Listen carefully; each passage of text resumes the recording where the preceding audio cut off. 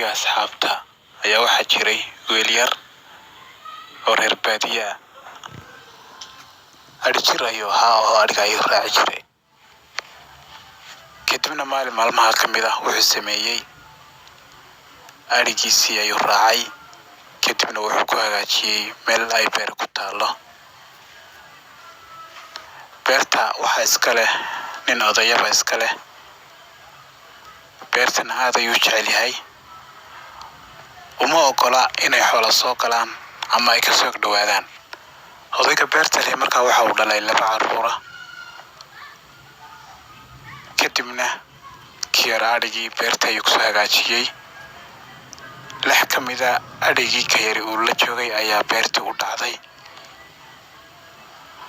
Saracii uu odaygu beertay qayb ka mid ah ayay wax ka daaqday. Odaygii ayaa arkay 6 beerta ku jirta. Odaygii aad buu xanaaqay, dhagax buu soo qaatay. Wuxuu ku dhuftay 6dii saraca daaqaysay ayuu madaxa kaga dhuftay. 6dii way dhimatay markaa. Inankii adhiga la joogay ayaa yaraa, isaguna adhiga aad u jeclaa. Markuu arkay adhigiisii 6 ka mid ah in la dilay ayuu isaguna dhagax qaatay. Odaygii ayuu isaguna madaxa kaga dhuftay. Odaygana wuu dhintay. 2dii carruur ahaa ee odaygu uu dhalay ayaa soo yaacay. Waxay arkeen aabahood oo meydha oo halkan yaala. Kii yaraa bay qabteen, way jiideen markaa. In badan ayay jiideen. Waxay u geeyeen amiirulmu'miniin oo Cumar ibn Khattab. Waxay ku yidhahdeen yaa amiirulmu'miniin, ninkan aan ku wadno aabbahay ayuu dilay. Waxaan rabnaa in diinta islaamku waxay ka qabto shareecada islaamku in loo mariyo ayaan rabnaa. Kadibna Cumar ibn Khattab kii yaraa ayuu su'aal weydiiyey. Wuxuu ku yidhi war arrinka ay sheegayaan ma jiraa? Kii yaraa waxa uu yidhi haayo, arrinkaasi waa u jiraa.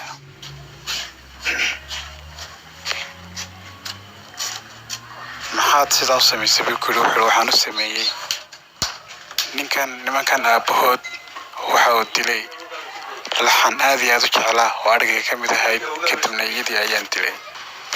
kadib markii uu 6dii dilay, aniguna aabahood ayaan dilay oo madaxa ayaan ku dhuftay. kadib aabahoodna saasuu ku dhintay. Cumar ibn Khattab markaa wuxuu ku yidhi markaa maxaan u samaynaa? maxaad ogoshahay? wuxuu yidhi waxaan doonayaa waxaa diinta islaamku ogoshahay, shareecada islaamku waxay igu xukumayso in la igu xukumo. hadday dil noqoto la i dilo, haddii la isii daayana in la isii daayo ayaan doonayaa ayuu ka yaraa yidhi. waxaa lagu yidhi shareecada islaamku waxay kugu xukumaysaa in lagu dilo oo naf bini aadana ayaa dishay. adigana sidoo kale in lagu dilo ayay kugu xukumaysaa. kadib ka yara waxa uu yidhi waan ogolahay in la i dilo ee hal la i dilo.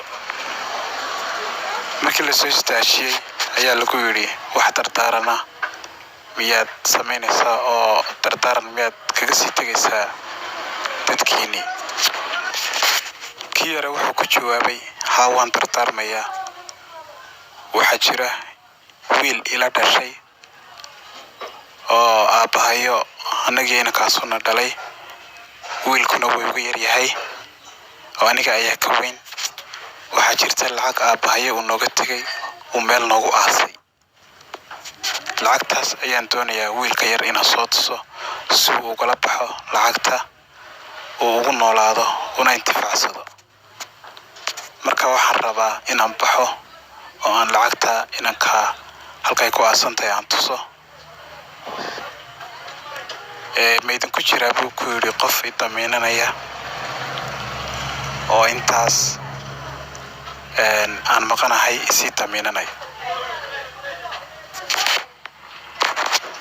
asxaabtii meesha joogtay way aamuseen. marka qof gacanta taaga waa la waayay oo ilmaha yar damiinta, iyadoo la wada yaaban yahay oo nin waliba leeyahay waa ilmo yar yaa damiinan kara. haddii la damiinto wuxuu doonu samayn karaa, ballanku ina kaga bixi karaa. Abaadar al-Khafaari ayaa ka mid ahaa asxaabta halkaasi joogtay. kadibna Abaadir Alqafaari ayaa gacanta taagay. saasaa loo wada eegay. asxaabtii way yaabeen, waxay yidhaahdeen ma Abaadir Alqafaari ayaa maanta ilmo yar oo ciyaar ah oo la isku halayn karin damiinanaya. kadibna yaa Abaadir Alqafaari mayna ka yarba damiinanaysaa baa la yidhi. haa buu yidhi. waayo iska tag baa la yidhi. kiyara waa la sii daayey. waqti cayimana waa lala ballamay intaanay cadceed u dhicin inuu soo noqdo. maalintii ayaa la joogaa. waqtigii casar ayuu noqday. cadceeddu way gaabatay. kiyaraana lama hayo. kadibna dadka way yaaban yihiin. ma Abaadir Alqafaari ayay maanta tiisii noqon doontaa baa la leeyahay. ila isaga ayaa damiintay. waa la wada naxsan yahay. cadceeddu markii aad u gaabatay ayaa kiyara uu bartaa ka soo muuqday isaga oo lugaynaya. waa la yaabay. allahu akbar baa la wada yidhi. waa qiso qaab